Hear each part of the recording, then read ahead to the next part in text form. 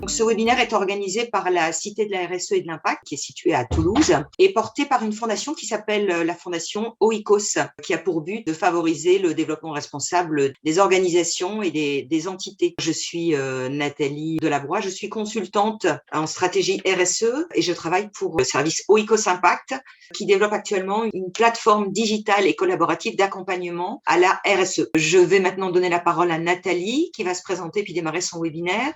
Merci beaucoup Nathalie. Donc, je me présente Nathalie Materne. Donc, moi, j'interviens au sein du cabinet Fidèle, qui est un cabinet d'avocats basé dans toutes les villes de France. Nous avons des bureaux un peu partout. Et mon équipe travaille sur les aspects données personnelles et cookies, notamment également en contrat et propriété intellectuelle.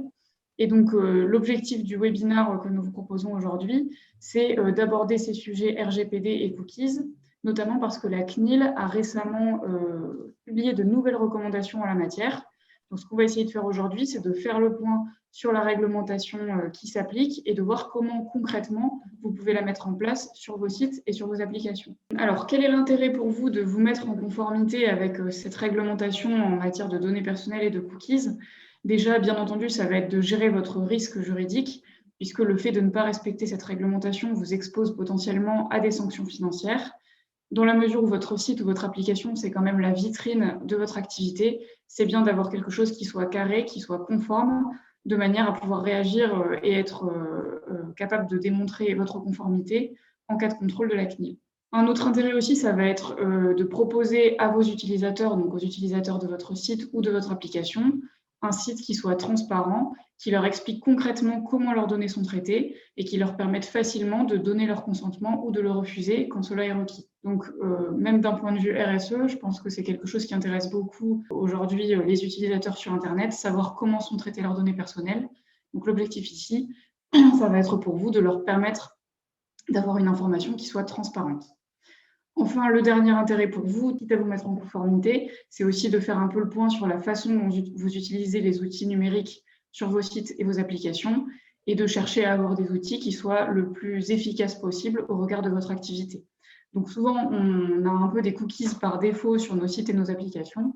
Donc là, ici, c'est l'opportunité de regarder est-ce que vos cookies vous sont utiles, est-ce que vous ne pourriez pas en sélectionner d'autres qui seraient plus intéressants au regard de votre activité, et donc de valoriser davantage vos sites et vos applications. Dans un premier temps, on va faire un petit topo sur les grands principes qui s'appliquent en matière de données personnelles, de manière à ce qu'on soit tous au même niveau là-dessus, avant de voir concrètement comment appliquer ces principes sur vos sites et applis. Alors, petit rappel rapide, le cadre juridique qui va s'appliquer à aux données personnelles que vous traitez, c'est d'abord le cadre européen avec le fameux RGPD dont vous avez sans doute déjà entendu parler.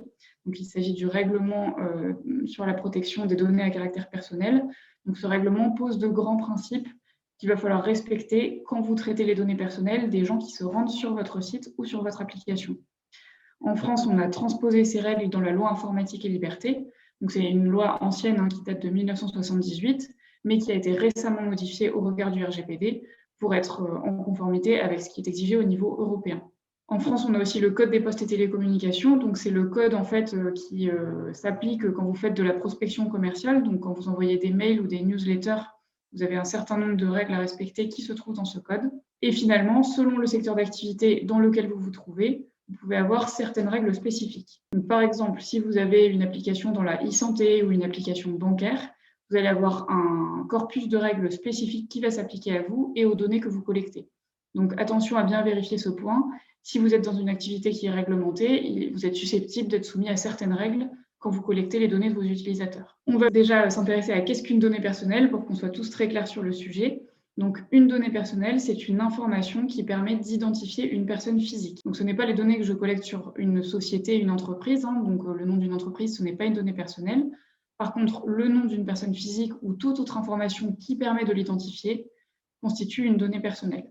Donc, on a une multitude de données personnelles qui peuvent être collectées au travers de vos sites et de vos applications.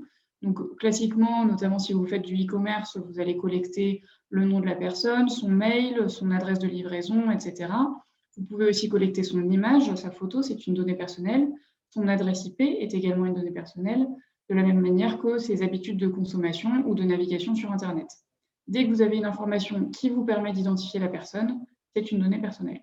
On va considérer que vous traitez cette donnée dès lors que vous la collectez ou que vous l'utilisez d'une manière ou d'une autre. Donc, il peut s'agir de l'enregistrer, simplement la consulter, de la diffuser, de l'organiser dans une structure. Chaque action que vous faites sur la donnée constitue un traitement. Peu importe que ces traitements soient effectués sous format papier ou informatique, peu importe qu'il s'agisse d'une donnée isolée ou d'une multitude de données, dès lors qu'il y a un accès ou une action sur la donnée personnelle, il y a un traitement. Et ce traitement engage votre responsabilité. Il y a 2 types d'acteurs qui peuvent traiter la donnée. Le responsable de traitement, c'est celui qui définit pourquoi et comment je traite la donnée. Donc pourquoi, pour quelle finalité, et comment, par quels moyens. Cette personne est le responsable qui doit s'assurer que les principes du RGPD sont respectés lorsque l'on traite les données. Donc généralement, dans votre cas, le responsable de traitement, ça va être vous, en qualité d'exploitant du site ou de l'application mobile. Vous pouvez également faire appel à des sous-traitants. Ce sont des personnes auxquelles vous allez demander de traiter les données personnelles des utilisateurs en suivant vos instructions. Donc ça va être par exemple l'hébergeur de votre site ou de votre application, auquel vous allez demander de conserver les données personnelles que vous avez collectées et qui se trouvent sur votre site, selon vos instructions. Il vous appartient de vérifier que vos sous-traitants respectent également les principes du RGPD, et pour cela, vous devez conclure avec eux des clauses contractuelles spécifiques qui permettent de définir les responsabilités du responsable de traitement et du sous-traitant pour le traitement des données. Alors finalement, quels sont les principes que je dois respecter quand je collecte les données de mes utilisateurs sur mon site ou mon application? Déjà, le traitement doit être licite, loyal et transparent. Donc licite, ça veut dire que je vais vérifier qu'il est conforme à la loi, que ce n'est pas un traitement qui est illégal d'une manière ou d'une autre. Loyal et transparent, cela signifie que je dois informer l'utilisateur de la raison pour laquelle je vais traiter ces données et des données que je collecte le concernant. Je dois surtout identifier les finalités pour lesquelles je vais traiter la donnée. Donc, je dois expliquer à l'utilisateur pourquoi je vais collecter son mail, pourquoi je vais collecter son adresse de livraison, pourquoi je vais collecter sa photo, etc. Pour que cette finalité soit licite, elle doit correspondre à l'une des bases légales qui est définie par le RGPD. Donc, les bases légales qui vont vous intéresser, vous, en tant qu'exploitant de site, c'est par exemple le droit de collecter les données de vos utilisateurs pour exécuter un contrat que vous avez conclu avec eux. Donc, si vous faites du e-commerce et que vous avez un utilisateur qui passe une commande, vous avez bien entendu le droit de collecter ces données type mail ou adresse de livraison pour pouvoir répondre à sa commande et le livrer. De la même manière, si vous avez sur votre site une plateforme sur laquelle des candidats peuvent déposer leur CV pour tenter d'être embauchés dans votre société, vous avez le droit d'utiliser ces données pour vous constituer une CV Tech. On considère que vous avez l'intérêt légitime de le faire sous certaines conditions. Donc là encore, vous avez le droit de traiter les données qui se trouvent dans les CV pour constituer votre CV Tech. À l'inverse, si je n'ai aucune base légale qui justifie mon traitement, il va falloir que je recueille le consentement de l'utilisateur avant de pouvoir traiter ces données. Ça va être le cas, par exemple, si vous envoyez des newsletters. On considère que la newsletter n'est pas justifiée par une base légale particulière, puisqu'elle correspond simplement à votre intérêt commercial à vous. Donc, avant d'envoyer une newsletter à un utilisateur, je dois toujours recueillir son consentement préalable. Finalement, il faut que les données que je collecte soient adéquates, pertinentes et limitées. Ceci signifie que je ne peux collecter que les données qui sont strictement nécessaires à la réalisation de mon traitement.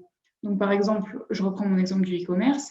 Si je veux collecter les données des utilisateurs pour traiter la commande, il est légitime que je collecte le mail ou l'adresse de livraison pour pouvoir répondre à l'utilisateur et lui livrer son produit. Par contre, pour faire ça, je n'ai pas besoin d'avoir sa photo ou sa date de naissance ou ses habitudes de consommation. Donc, ces données-là, je ne vais pas pouvoir les collecter pour cette finalité.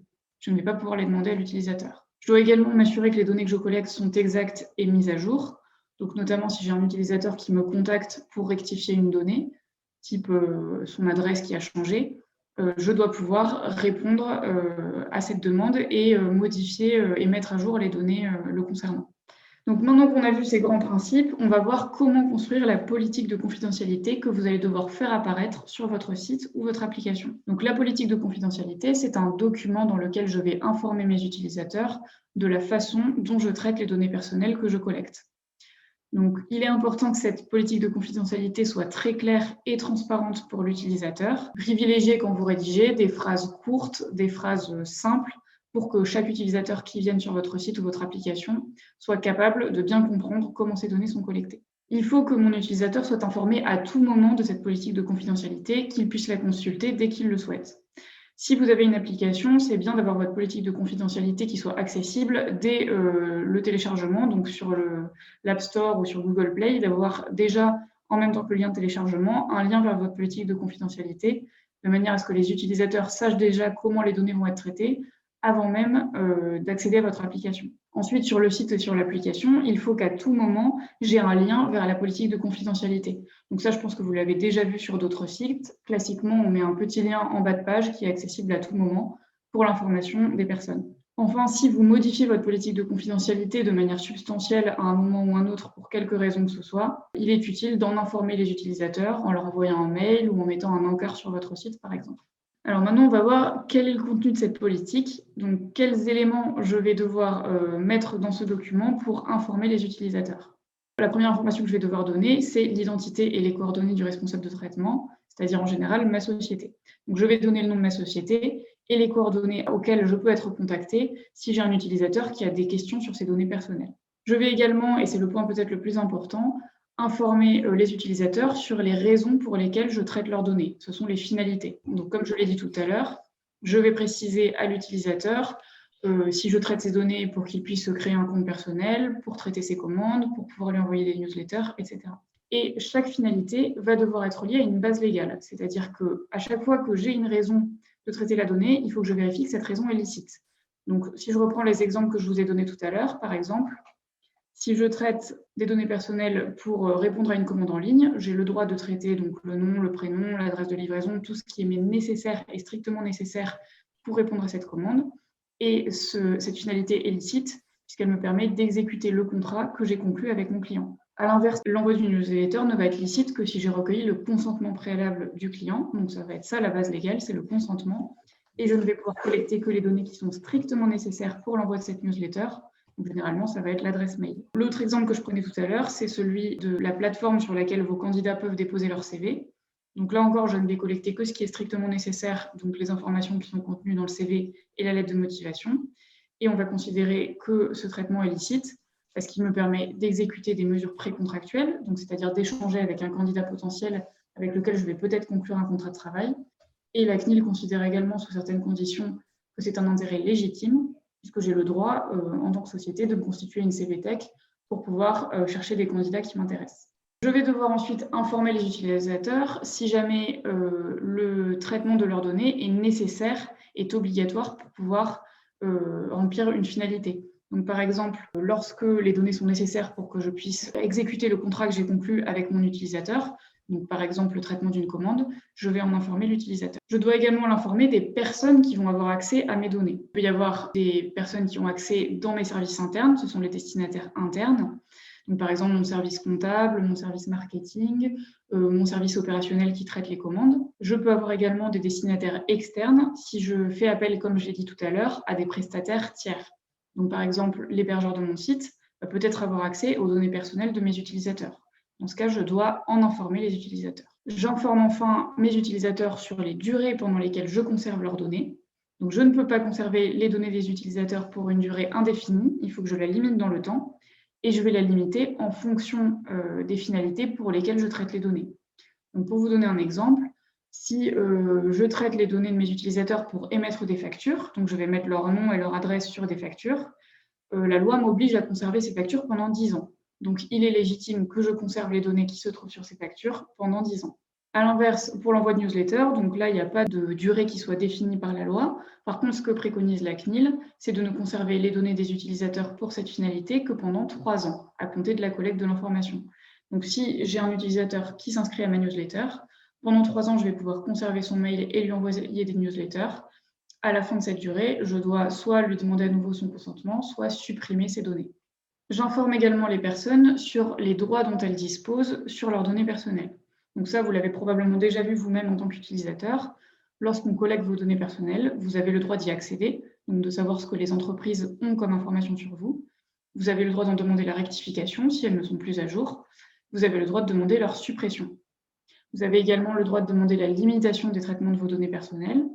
Et dans certains cas, leur portabilité, c'est-à-dire que je peux demander à une société de me donner dans un format facile d'accès toutes les données dont elle dispose sur moi, par exemple si je veux les transmettre à un autre prestataire de service. On voit notamment ça beaucoup dans le secteur de la banque. Enfin, j'ai également un droit d'opposition ou de retrait de mon consentement. Donc, si on m'a demandé mon consentement pour utiliser mes données, je dois pouvoir le retirer à tout moment. Donc, typiquement, dans le cas d'une newsletter, si vous envoyez des newsletters à vos utilisateurs, il faut qu'ils puissent à tout moment retirer leur consentement et finalement ne plus la recevoir. Donc, c'est pour ça que dans les newsletters, vous voyez souvent un lien en bas de page, ceux des abonnés, et ce lien est obligatoire. Si j'ai un DPO, donc un délégué à la protection des données personnelles, j'en informe également mes utilisateurs. Donc, pour rappel, le DPO n'est pas obligatoire dans tous les cas, c'est seulement dans certaines situations spécifiques. Enfin, j'informe mes utilisateurs du droit qu'ils ont d'introduire une réclamation auprès de la CNIL si jamais ils considèrent que vous traitez mal leurs données de manière illicite. Voilà donc pour les informations essentielles qui doivent être contenues dans la politique de confidentialité. Vous pouvez aussi avoir certains cas particuliers qui peuvent vous concerner et qui vont devoir être intégrés dans cette politique. C'est notamment le cas si vous transférez des données hors de l'Union européenne. Alors, ça peut être votre cas si vous faites par exemple appel à des prestataires qui sont basés à l'étranger. Donc, si, je ne sais pas, l'hébergeur de votre site, par exemple, est situé aux États-Unis, ou encore si vous avez un groupe de sociétés avec des filiales qui se trouvent hors de l'Union européenne. Dans ce cas, ce que vous demande le RGPD, c'est de vous assurer que lorsque vous envoyez ces données hors d'Europe, elles soient toujours traitées conformément aux principes du RGPD. Donc, vous devez prendre certaines garanties juridiques et techniques pour vous assurer que ces traitements soient conformes, et vous devez surtout informer les utilisateurs dans la politique de confidentialité que leurs données sont envoyées hors d'Europe et quelles sont les garanties que vous avez prises pour vous assurer que ces traitements soient licites. Un autre cas qui peut vous concerner, c'est celui dans lequel vous feriez du profilage. Donc le profilage, c'est le fait d'utiliser des données pour essayer d'évaluer les aspects d'une personne physique et notamment pour pouvoir analyser ou prédire certains éléments. Donc on le voit par exemple avec les assureurs qui vont utiliser les données personnelles de leurs clients pour évaluer le prix d'une assurance voiture par exemple. Donc si vous faites du profilage, vous avez l'obligation d'en informer les utilisateurs et de leur expliquer comment fonctionne votre système de profilage et quelles sont les conséquences de ce profilage sur leur situation. Une fois que j'ai établi mon document politique de confidentialité et que j'ai bien indiqué toutes ces informations, je dois m'assurer que mes utilisateurs y aient effectivement accès. Donc, comme je l'ai dit tout à l'heure, je vais m'assurer dans l'architecture de mon site ou de mon application que mes utilisateurs puissent y accéder à tout moment. Ce qui peut être bien aussi si vos utilisateurs créent un espace personnel, un compte en ligne sur votre application, c'est au moment où ils créent leur compte de leur faire cocher une case dans laquelle ils reconnaissent avoir pris connaissance et accepté votre politique de confidentialité. C'est une manière de plus de montrer que vous avez bien fourni l'information. Si pour certains traitements, vous avez l'obligation de recueillir le consentement de l'utilisateur, il est nécessaire de vous assurer également sur l'architecture de votre site ou de votre appli que ce consentement est bien recueilli et que vous le conservez en mémoire en cas de contrôle de la CNIL. Donc, ça va être le cas, par exemple, si vous avez un petit encart sur votre application où les utilisateurs peuvent s'inscrire à votre newsletter. Il faut là encore avoir une case à cocher sur laquelle les utilisateurs vont donner leur consentement au traitement des données aux fins d'envoi de la newsletter. Et après, de manière informatique, il faut vous assurer que vous gardiez bien en mémoire ce consentement pour savoir à qui vous avez le droit ou non d'envoyer une newsletter. Voilà donc pour ce qui concerne la politique de confidentialité. Et en deuxième partie, on va voir comment gérer les cookies sur vos sites et sur vos applications mobiles. Donc l'objectif ici, ça va être déjà de rappeler ce qu'est un cookies, parce que ce n'est pas forcément une notion évidente, de voir ensuite quelles règles je dois respecter quand j'utilise des cookies, et finalement comment concrètement je peux les mettre en application sur mes sites et sur mes applis. Alors déjà, qu'est-ce qu'un cookie? Donc un cookie, c'est un petit fichier informatique, un fichier texte qui va être échangé entre le serveur qui héberge votre site ou votre application et le terminal de l'utilisateur, donc son smartphone, son ordinateur ou sa tablette. Ce fichier va permettre de collecter des informations sur la navigation que fait les utilisateurs sur votre site ou sur votre application. Ces cookies peuvent servir à de très nombreuses finalités. Alors très classiquement, on a les cookies techniques ou de fonctionnement. Donc ça va être le cookies qui permet en fait de retenir qu'un utilisateur a créé son espace personnel sur votre appli, de manière à ce qu'à chaque fois qu'il revienne sur l'appli, il soit toujours automatiquement connecté. Ça va être aussi le cookie de panier d'achat qui permet de retenir que l'utilisateur a sélectionné certains produits et donc au moment où il veut finaliser sa commande, on a pu retenir tous ces produits. On a également des cookies de mesure d'audience qui peuvent avoir une finalité purement technique si l'objectif est de vérifier notamment s'il y a beaucoup de trafic sur votre site et d'adapter votre fonctionnement technique en fonction de ce trafic. Le cookie de mesure d'audience peut aussi avoir un objectif plus marketing si vous faites des analyses plus fines sur la manière dont vos utilisateurs viennent sur votre site, quel est le profil des utilisateurs, etc. On a également des cookies qui sont purement marketing. Donc, ça va être les cookies de ciblage publicitaire ou de personnalisation de contenu. Donc, ces cookies-là, en fait, ce sont ceux qui permettent de vérifier comment les utilisateurs naviguent sur le web, quel est le type de contenu qu'ils consultent, sur quel type de publicité ils cliquent, pour pouvoir ensuite leur proposer des publicités et des contenus personnalisés. En général, ce type de cookie est plutôt fourni par des éditeurs tiers, comme Google Ads par exemple. Donc, si vous faites appel au service de Google Ads sur vos sites et applications, Google va poser des cookies sur votre site pour pouvoir collecter des données sur la navigation de vos utilisateurs et leur proposer des encarts publicitaires adaptés. Enfin, on a les cookies de réseaux sociaux. Donc, ce sont les cookies qui permettent d'identifier la personne au travers de son profil de réseau social sur votre site. Et c'est ce qui va permettre aux utilisateurs de partager vos contenus sur leurs réseaux sociaux ou encore de liker votre site. Alors, l'ensemble de ces cookies est encadré par un cadre juridique européen et français à nouveau. Donc, au niveau du droit européen, c'est la directive e-privacy de 2002, donc sur le respect de la vie privée.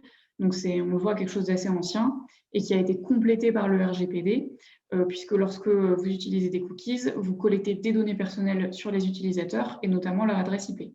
Au niveau français, c'est à nouveau la loi informatique et liberté qui précise les règles applicables en matière de cookies, qui a été complétée par des recommandations de la CNIL, donc en juillet 2019 et en octobre 2020. Donc la CNIL vient préciser en fait les principes posés par la loi de manière plus détaillée et elle donne des exemples sur comment mettre en application ces principes sur les sites et applications. Donc on va voir ces principes et on va voir ces exemples pour concrètement mettre ces règles en application sur vos sites et applis. Donc la loi informatique et liberté précise, comme je l'ai dit, les principes applicables en matière de cookies dans son article 82. Donc je vous fais grâce de la lecture de l'article intégral, mais les deux principes à retenir, c'est ceux de l'information et du consentement.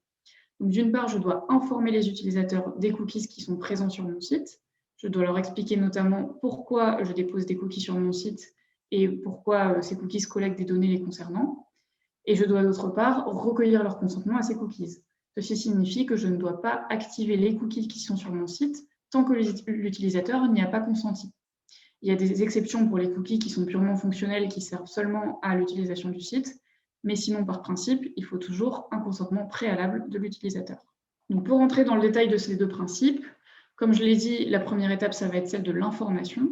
Et là, la CNIL vous propose de faire cette information en deux étapes. La première étape, c'est une information très courte où je vais simplement indiquer la finalité de chaque cookie.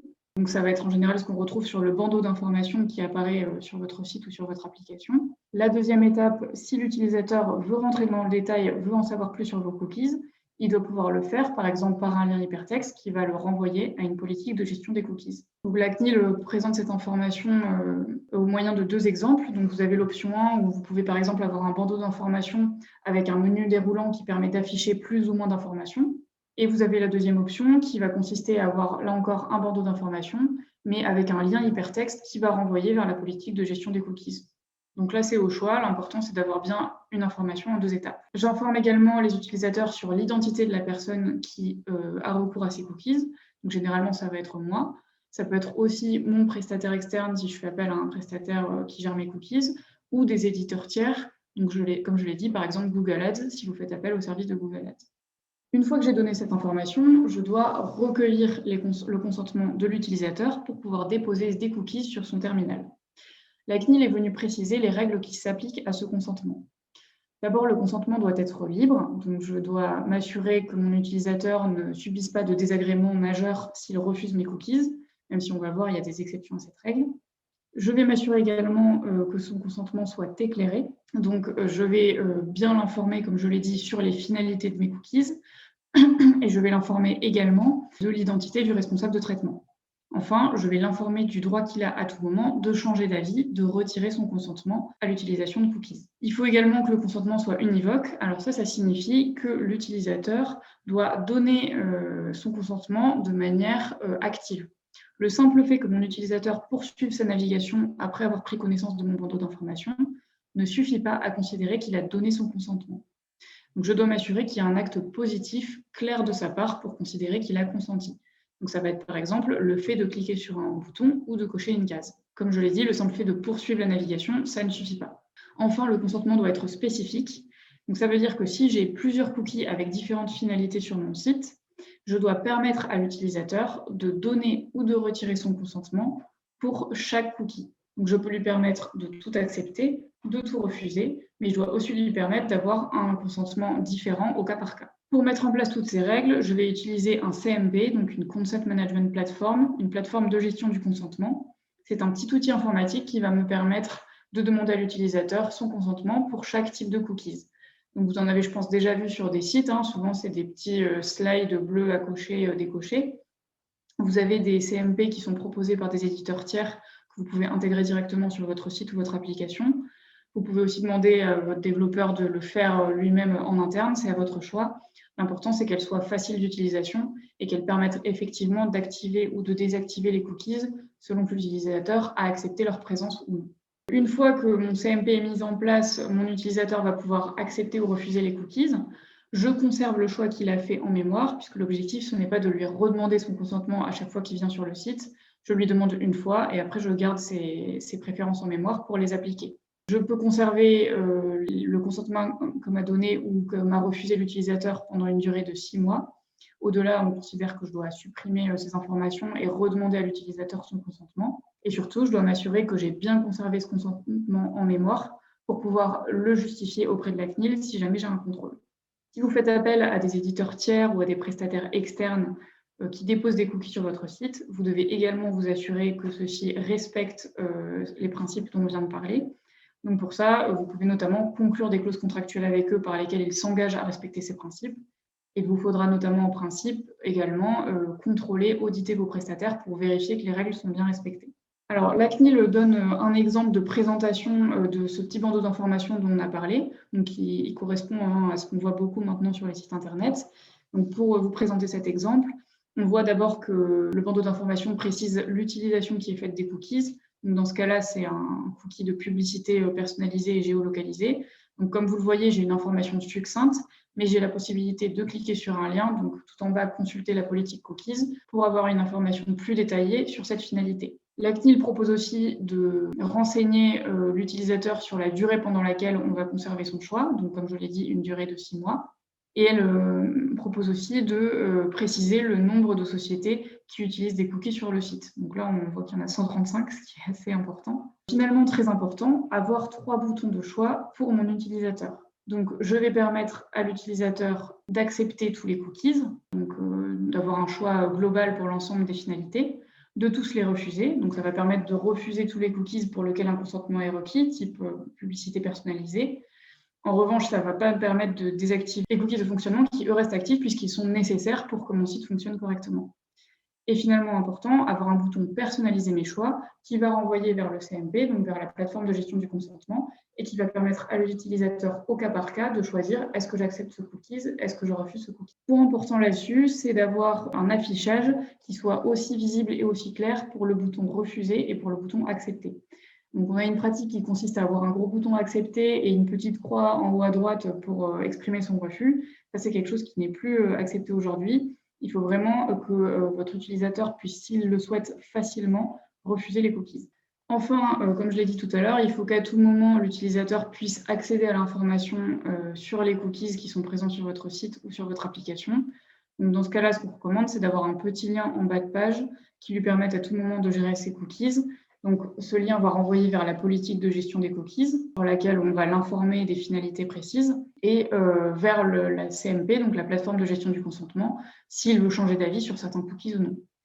Alors, je précise à ce sujet que votre politique de gestion des cookies, dans laquelle vous allez donner des informations plus détaillées, vous pouvez l'intégrer dans votre politique de confidentialité pour avoir un seul document unique qui traite de toute la question des données personnelles. Ça, c'est pas une difficulté, tant que votre politique est bien claire et bien structurée. Alors, tout ce qu'on a vu sur l'information va s'appliquer à l'ensemble des cookies. En revanche, pour ce qui concerne le consentement, comme je l'ai dit tout à l'heure, on ne va recueillir le consentement que pour les cookies où cela est nécessaire. Il y a certains cookies qui sont exemptés du consentement, justement parce qu'ils ont une finalité technique et qu'ils permettent à votre site de fonctionner. Donc, ça va être le cas des cookies d'authentification. Donc, lorsque je crée un compte personnel sur l'application, on va conserver des cookies pour permettre que vous continuez à être identifié sur l'application. Ça, c'est un cookie fonctionnel, donc je n'ai pas besoin du consentement de l'utilisateur pour l'utiliser. De la même manière, le cookies de panier d'achat dont on a parlé tout à l'heure, qui permet de conserver en mémoire le choix de l'utilisateur sur son panier d'achat, je peux l'activer sans consentement de l'utilisateur. C'est le cas également des cookies qui me permettent de conserver les choix de l'utilisateur. Donc quand j'ai un CMP dans lequel l'utilisateur choisit d'accepter ou de refuser ses cookies, j'ai besoin de cookies pour justement garder en mémoire ce consentement. Donc là aussi, ces cookies, je peux les activer automatiquement sans consentement de l'utilisateur. Ça va être également le cas des cookies qui servent à personnaliser l'interface. Donc, par exemple, le choix de la langue. Ceux-là, je peux les activer automatiquement pour me rappeler dans quelle langue l'utilisateur souhaite que je présente le site. C'est également le cas des cookies qui sont purement techniques, qui vont permettre notamment de gérer les flux d'utilisateurs sur mon site. Donc, si j'ai beaucoup de flux d'un coup, par exemple pour les sites de billetterie en ligne ou les sites de e-commerce à Noël, si j'ai des cookies qui me permettent de gérer ces flux-là, j'ai le droit de les activer automatiquement. C'est également le cas, alors ça c'est une pratique qu'on retrouve plus sur les sites de presse, quand vous proposez à l'utilisateur par exemple de pouvoir lire 3 articles gratuitement avant de s'abonner, j'ai le droit d'avoir des cookies pour garder en mémoire combien d'articles mon utilisateur a consulté, et ceux-là je peux les activer automatiquement sans consentement. Un cas particulier, ça va être celui des cookies de mesure d'audience. Donc les cookies de mesure d'audience, c'est ceux qui me permettent de collecter des informations sur le trafic sur mon site et sur le profil des personnes ou sur la façon dont elles se promènent sur mon site. Donc là, la CNIL considère qu'il faut faire une appréciation au cas par cas. Si j'ai un cookie de mesure d'audience qui est vraiment purement fonctionnel, où je collecte des données qui sont anonymes sur les personnes, qui me sert simplement à gérer les flux sur mon site, je vais plutôt pouvoir les activer automatiquement sans besoin de recueillir le consentement. À l'inverse, si j'ai des cookies qui sont plus pointus, qui me permettent de collecter l'adresse IP en clair, de voir le profil des personnes qui viennent sur mon site ou de voir la façon dont elles utilisent mon site, là, je serai plutôt sur des cookies marketing et donc je vais devoir recueillir le consentement préalable. Donc, sur la base de ces principes d'information et de consentement, la CNIL et les autorités judiciaires ont pu déterminer certaines pratiques comme licites ou illicites. Alors, une pratique qui est intéressante, c'est celle du cookie haul, que vous avez peut-être déjà vu sur certains sites, et qui est souvent utilisée quand on a un site ou une application pour lesquels les revenus économiques sont tirés principalement de la publicité. Donc, ça va être le fait, en fait, de dire à l'utilisateur, lorsqu'il vient sur votre site, soit il accepte les cookies publicitaires et il peut accéder gratuitement à votre contenu, soit il refuse ces cookies et dans ce cas-là, il doit payer un abonnement pour accéder à votre contenu. Donc, la CNIL avait considéré dans ses lignes directrices que cette pratique du cookie wall était illicite. Toutefois, le Conseil d'État a en partie annulé ces lignes directrices. Donc, aujourd'hui, la pratique du cookie wall, a priori, est plutôt licite. Toutefois, la CNIL a indiqué qu'elle resterait vigilante sur ce point et qu'elle apprécierait au cas par cas les pratiques pour vérifier leur licéité ou pas. Donc, c'est quand même une pratique à prendre avec prudence, notamment en matière d'information des utilisateurs. Ensuite, on a la pratique de la case précochée. Donc, c'est celle qui consiste à cocher la case préalablement à la place de l'utilisateur pour considérer qu'il a donné son consentement et d'obliger l'utilisateur à faire l'acte de décochage pour pouvoir retirer son consentement. Donc ça, c'est une pratique qui est illicite, c'est ce qu'a considéré la Cour de justice de l'Union européenne. Comme je l'ai dit tout à l'heure, le consentement doit toujours être matérialisé par un acte positif de l'utilisateur. Donc c'est lui qui doit cocher la case ou déplacer le curseur, etc. Mais c'est lui qui doit faire l'acte positif de donner son consentement. Sinon, je ne peux pas activer le cookie. Enfin, une dernière pratique qui a pu être considérée comme illicite par le Conseil d'État, c'est celle du paramétrage du navigateur. Donc, c'est une pratique qu'on a beaucoup vue à une époque et qui existe encore aujourd'hui, et qui consiste à dire à l'utilisateur « J'utilise des cookies sur mon site, si vous ne pouvez pas les voir, vous n'avez qu'à paramétrer votre navigateur, Internet Explorer, Firefox, etc. » Donc, cette pratique-là n'est pas licite. Il faut que sur votre site, vous ayez votre propre plateforme de gestion du consentement, à vos propres boutons accepter ou refuser, et vous ne pouvez pas renvoyer cette responsabilité au navigateur de l'utilisateur. Sur la base de ces principes-là, on a pu avoir déjà des sanctions assez importantes rendues par la CNIL. Donc là, celles qu'on vous a mis dans la slide, ce sont les plus grosses sanctions donc, qui ont été affligées à Carrefour, à Google ou encore à Amazon. Donc on voit, on est sur des sanctions qui s'élèvent à plusieurs millions, voire centaines de millions d'euros. Il faut savoir qu'au-delà de ces grosses affaires qui sont très importantes avec des montants très très élevés, on a aussi des sanctions pour des petites entreprises. La CNIL contrôle tout type de site et tout type d'application, quelle que soit la taille de la société. Donc, bien entendu, généralement, la sanction est adaptée à la taille de la structure, hein, mais on peut très bien avoir nous, on a déjà eu des sanctions autour de 20 000 € par exemple, pour des petits sites qui n'avaient pas respecté la réglementation RGPD et cookies. Donc, bien souvent, les sanctions, elles sont justifiées toujours par le non-respect de ces deux principes d'information et de recueil du consentement, parce que les informations sont inexistantes ou imprécises, que les finalités ne sont pas détaillées de manière assez fine ou qu'il n'y a pas d'informations sur les cookies qui sont présents sur le site et sur le moyen de s'y opposer.